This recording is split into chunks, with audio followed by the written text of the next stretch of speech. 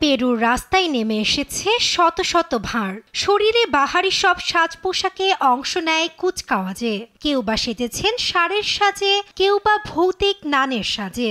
রোববার দেশটির clown day উপলক্ষে রাজধানীর রাস্তায় জড়ো হন বহু উৎফুল্ল জনতা। নেচে গেয়ে ভাগ করে নেন মনের আনন্দকে। ফুটেজে দেখা যায় ব্যানার নিয়ে রাস্তায় নেমে পড়েছেন শিশু, নারী, পুরুষ নির্বিশেষে। যোগ দেন প্যারেডে। এ সময় দর্শকদের শুভেচ্ছা জানাতে দেখা যায় জোকারদের। ফোটানো হয় আতশবাজিও। আজ আমরা ভার ও জোকারকে জীবনের উপায় হিসাবে বেছে নিয়েছি।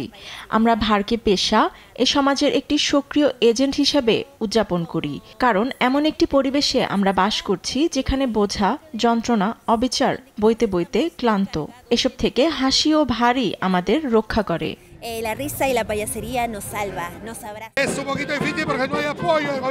পেরুতে জোকার হওয়াটা কঠিন, কারণ সরকারি কোনো সহায়তা নেই। আমাদের এমন আইন দরকার যা শিল্পীদের সাহায্য করবে। এরকম আইন মেক্সিকোতেও আছে, চিলিতেও আছে, তবে পেরুতে থাকবে না কেন?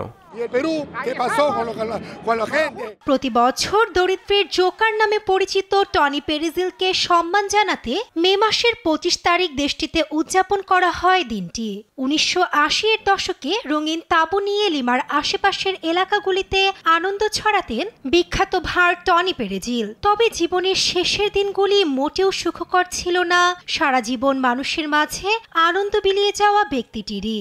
শেষ দিনগুলিতে একাকী হাসপাতালে শয্যাশায়ী হয়ে কাটাতে হয়।